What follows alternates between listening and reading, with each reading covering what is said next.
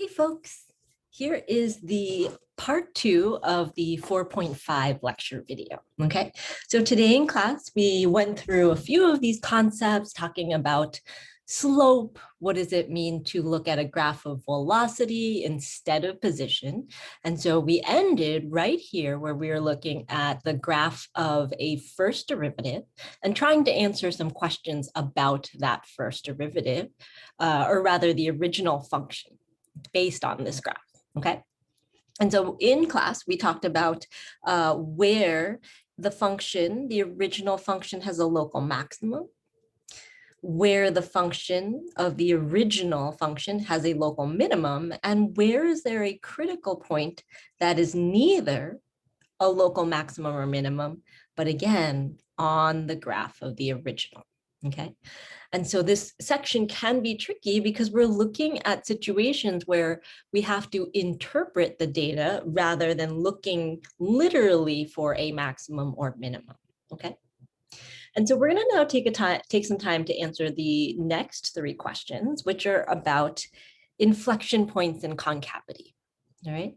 So question 4 says, where does the graph of f of x have an inflection point? And so before we even look at the graph, let's write down some information that we know, all right? So f of x has an inflection point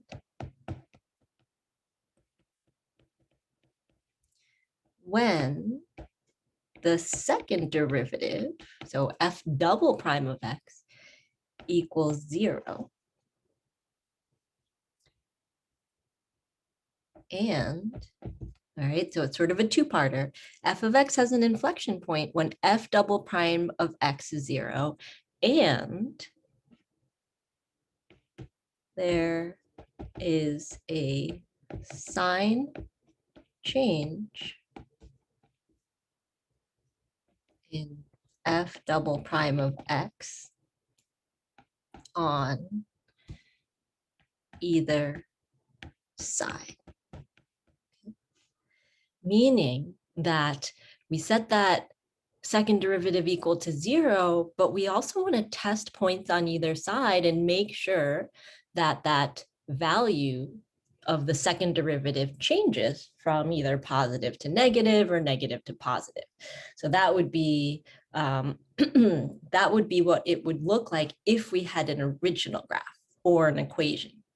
But since we only have the graph of the first derivative, let's think about what this tells us about the first derivative. So one thing we can say is, since f double prime of x is the slope of f prime of x, we want to look for critical points on f prime of x, all right? So since f double prime is the slope of f prime, we want to look for critical points on the first derivative.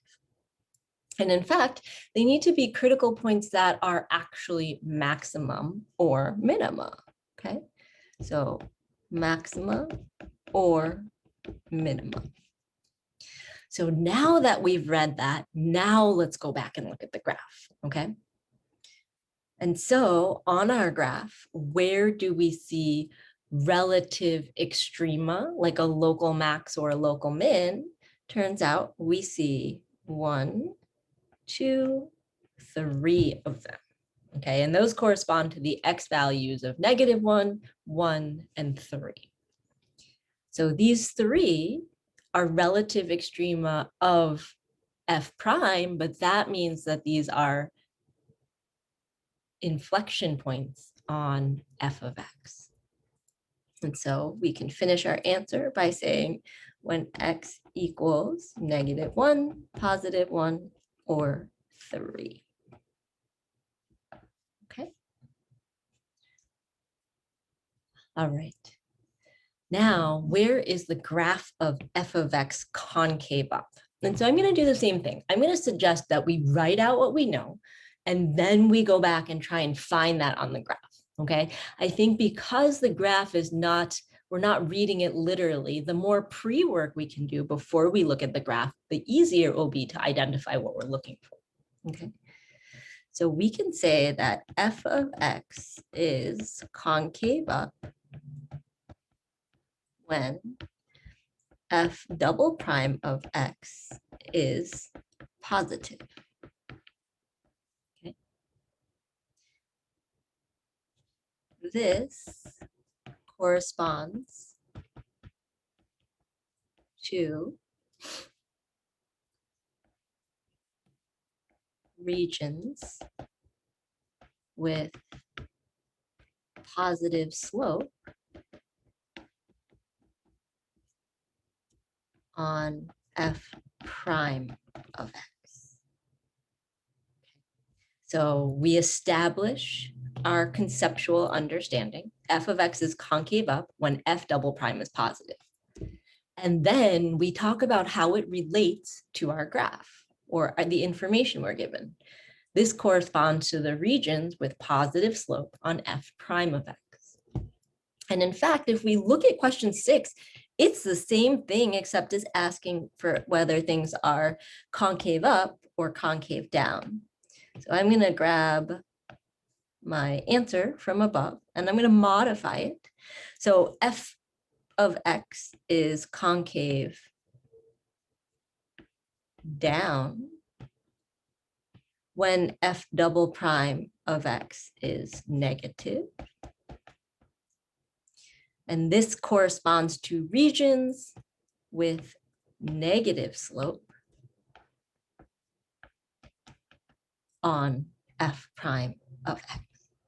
All right, so because we're looking for concavity, we're going to go back to our graph, which is a graph of the first derivative, and we're going to look for places with positive slope and with negative slope.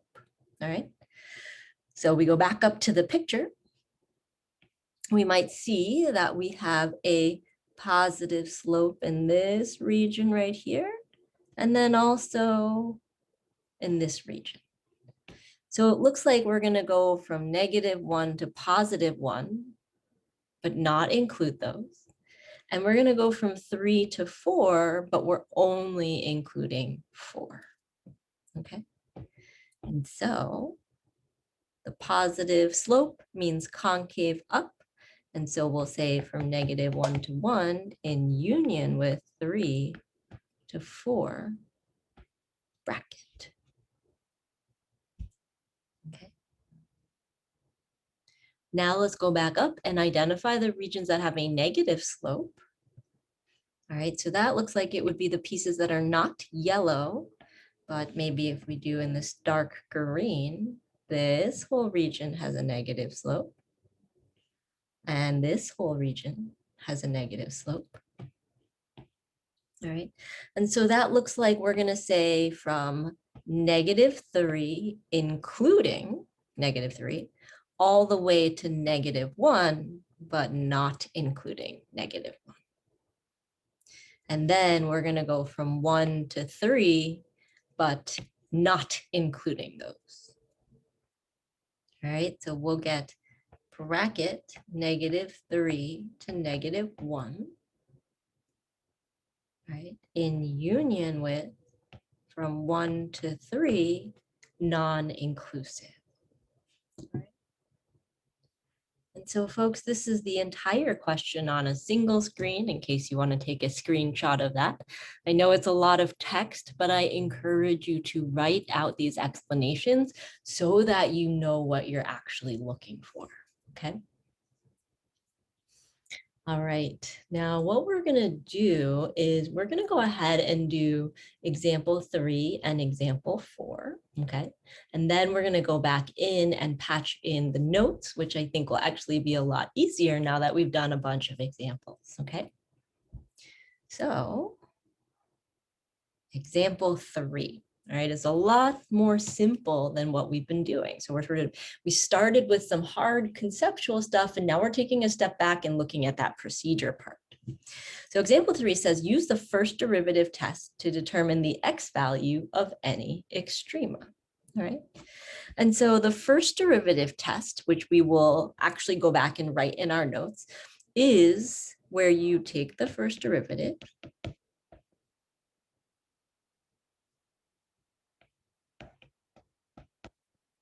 okay, you set that equal to 0, and then you solve for x.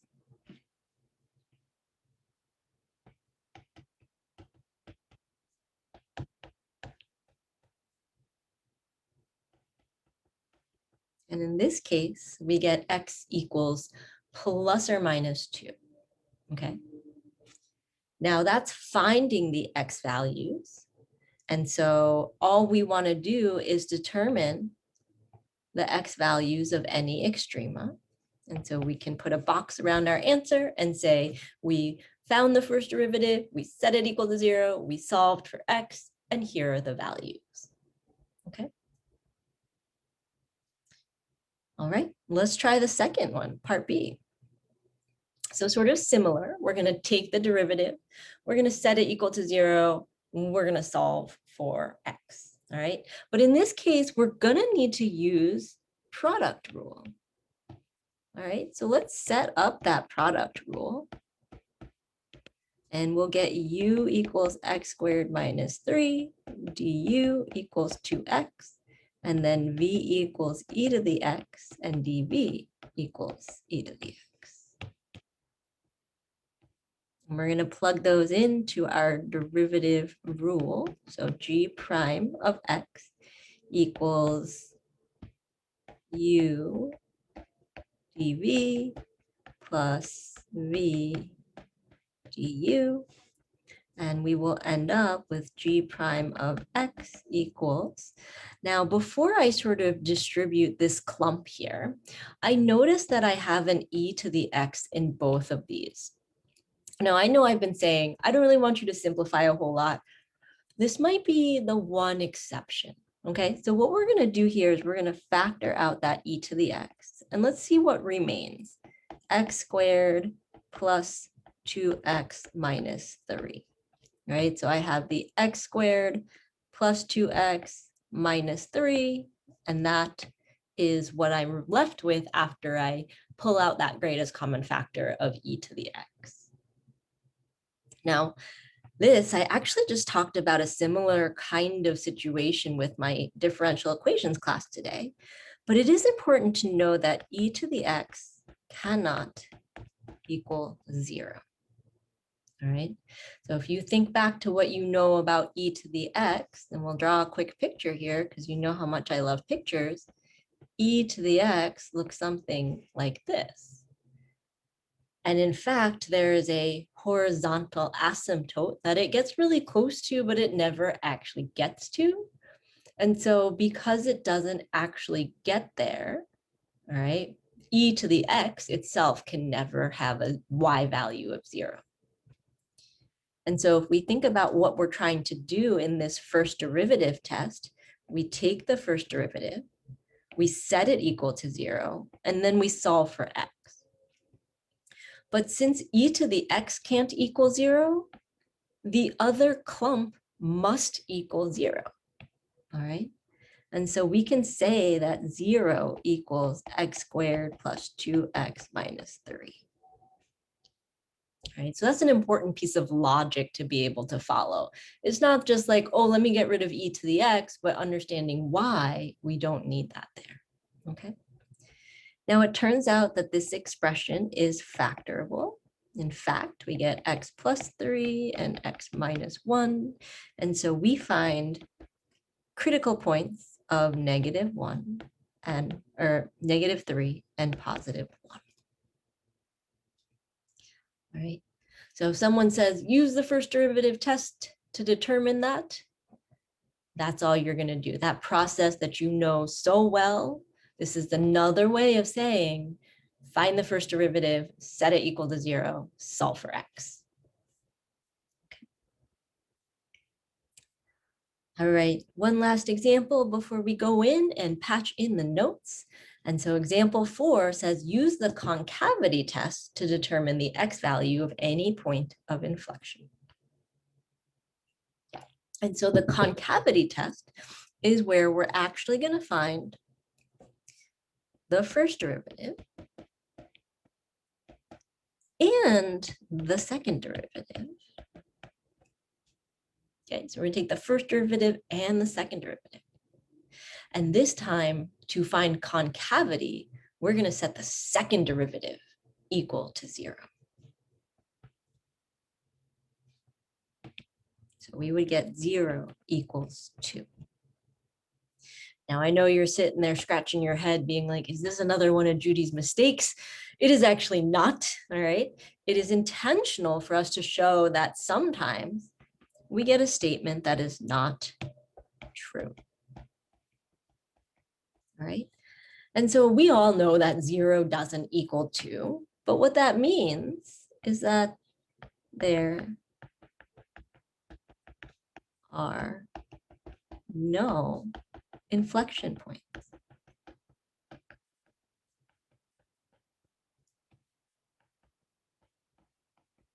Right?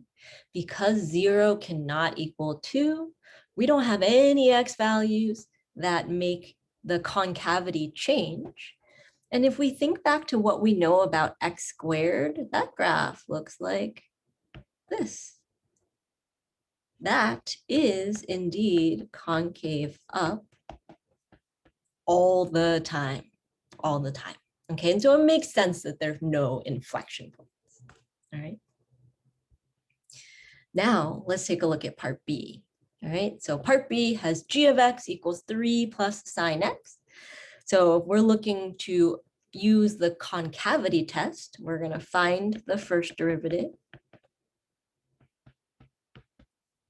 We're going to find the second derivative. Okay. And we're going to set this second derivative equal to 0. Hold on 1 second. This looks to be freezing on me for a little bit. I don't know why.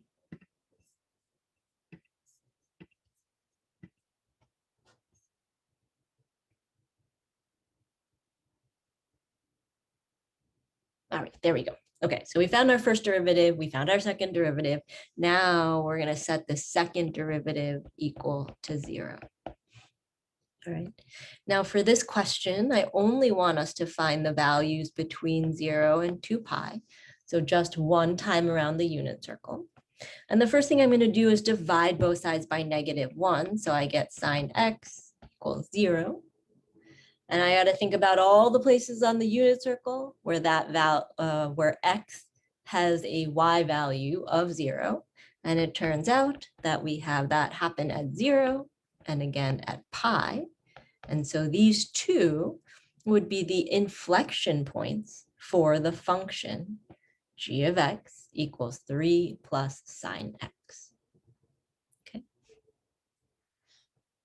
So I know we kind of did things backwards today. We started with some pretty tough examples. We worked to more simple examples. And now we're going to come back and actually write the notes. Okay.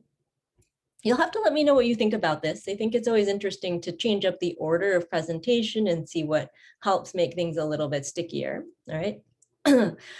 But we have some theorems, and these theorems actually correspond to some of the names of the tests we have already seen, okay?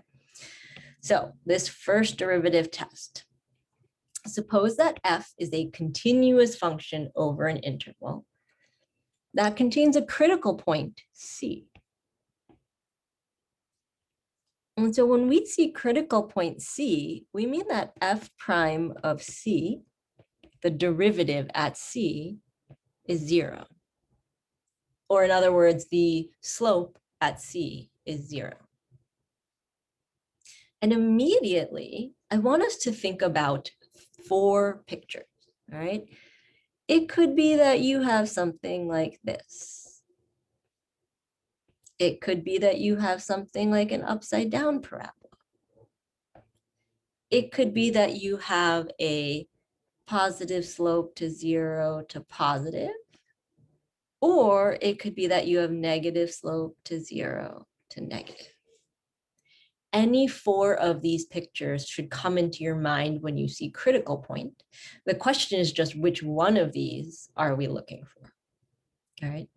So if the function is differentiable over the interval, except possibly at point C, then f of c satisfies one of the following descriptions.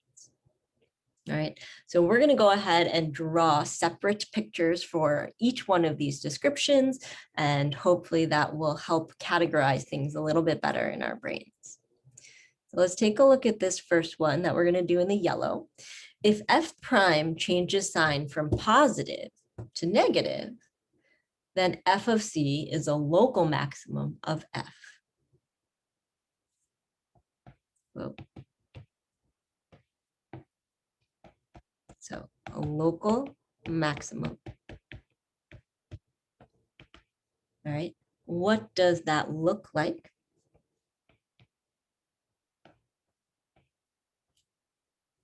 Well, let's think about it in two ways. On the original graph, if we have a local maximum, it's going to look something like this. Okay. And in particular, this x value, that's not a very vertical line, but go with me here. X value here will be c.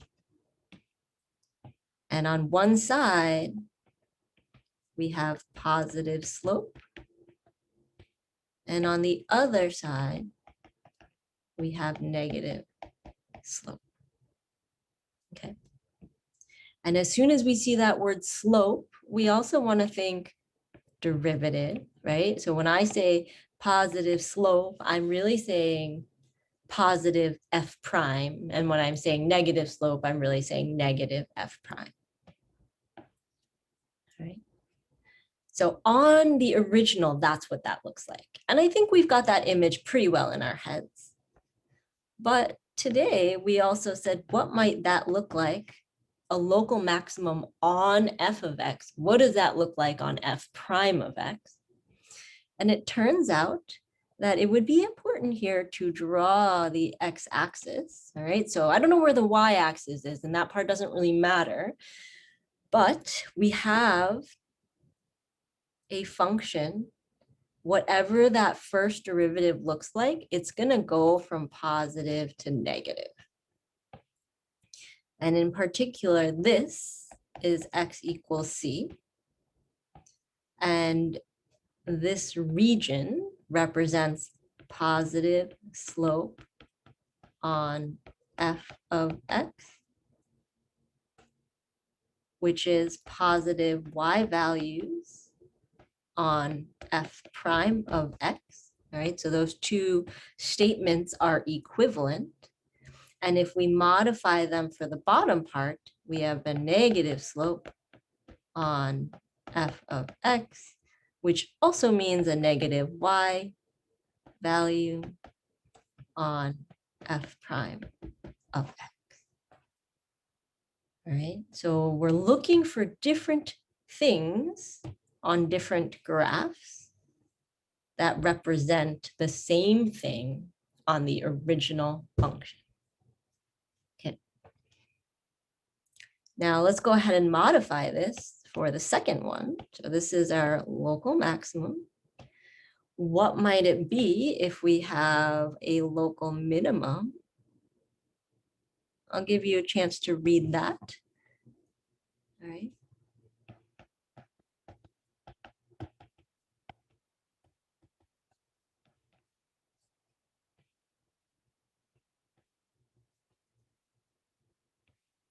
And so we see that it reads very similar to the local max, except the f prime changes sign from negative to positive, and that means that f of c is a local minimum.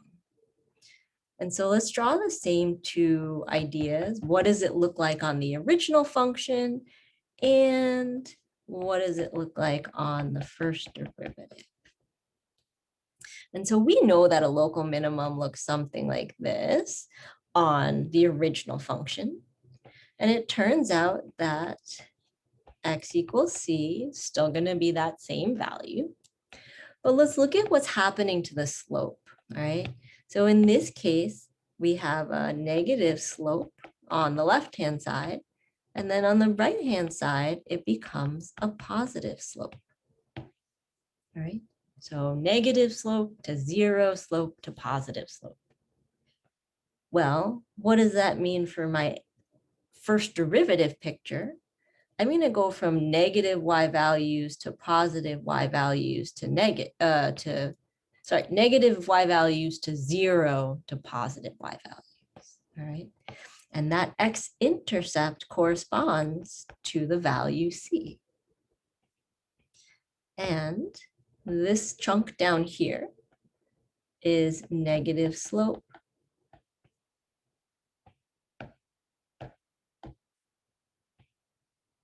This chunk right here is negative slope on f of x, or negative y value on f prime of x.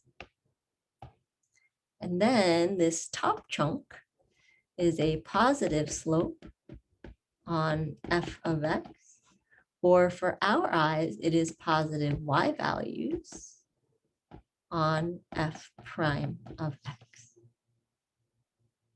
All right.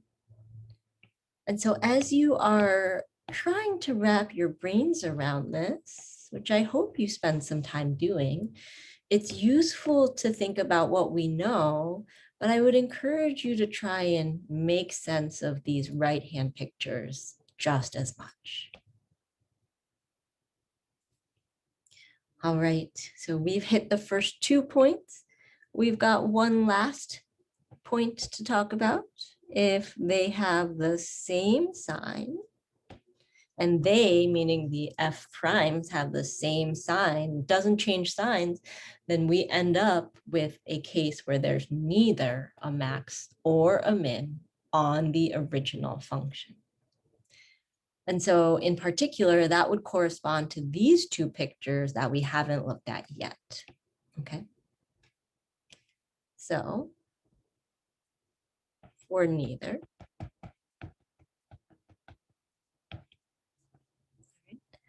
on f of x, it could look like one of two things. It could be positive slope to 0 to positive, or it could be negative slope to 0 to negative. Okay. Now, if we keep in line with our color coding, we're going to have sort of a clump here and a clump up here, where for both of these, this is positive slope on f of x, or, all right, so positive slope on f of x. Whereas on the negative to 0 to negative, we have one clump up here and another up here, where these are the negative slope on f of x.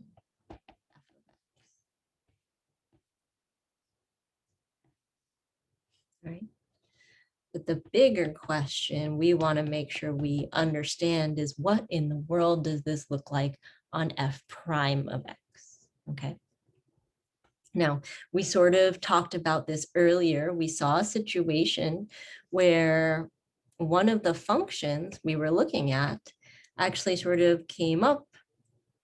Actually, let's start with the positive one. It sort of had a positive y value, it had a 0 y value, and then it had a positive y value. Something like this, where you have positive and positive, but then right in the middle, you have your x equals c, where that slope is 0. That on f prime of x looks like something like this on the original. Okay, so this picture right here with the green annotation looks very similar to this picture in the green annotation if you're looking at the original function. All right. Now we should draw the negative picture as well. What is this one going to look like on your graph of the derivative? Well, it turns out that that picture is going to be negative y values to 0 to negative y values. All right. And so we sort of have two parts of the graph. where that has a negative slope, but right when it touches the x-axis, that's going to be f prime of x is 0, or on the original graph, we have a slope of 0. Okay. So let's get that all on one page for you. All right. And so that takes care of the first derivative test. And now we're going to talk about that second derivative test. Okay. Talk about that second derivative test. More pictures to be had. So theorem 4.10 is the test for concavity. And it says that let f be a function that is twice differentiable, meaning you can find two derivatives for your function. And if your first derivative, if your second derivative is positive, then your function is concave up. In contrast, if your second derivative is negative, then you're going to have a function that is concave down, okay, or a region that is concave down. Now, I know we sort of drew these pictures earlier, so I just want to make this a short piece, but concave up for us, all right? We drew one picture, but I want to make sure we know we can also just have pieces of that picture. So I said concave up was something that holds water, which would look maybe something like this. Like we think like an upward facing parabola, right? But it could also be pieces of this. So it could be the whole thing, or even this is technically concave up because that's sort of like the right-hand side of your concave up. You only have part of it and that's okay. Similarly, you could also only have the right-hand side and that would be okay. So maybe something like this. Okay, so all three of these pictures are when the second derivative is greater than 0.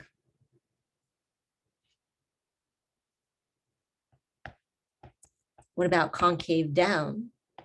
Well, we're going to find that one picture that maybe makes a little bit more sense in our head, like a downward facing parabola. But just like with concave up, I can pick pieces of this. So something like this is still considered concave down. And something that's just the right-hand side is considered concave down.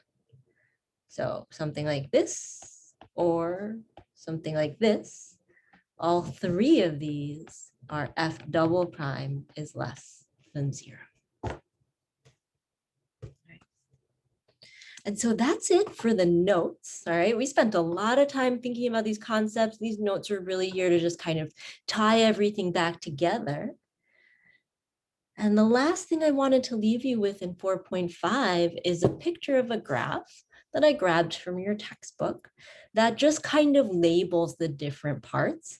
And it should be known that this is a graph of f of x, okay? So if you're not sure about concave up, concave down, here's a little bit more of a diagram to go with that, okay? If you have any questions, let me know. I'm happy to help you out, and I will see you soon.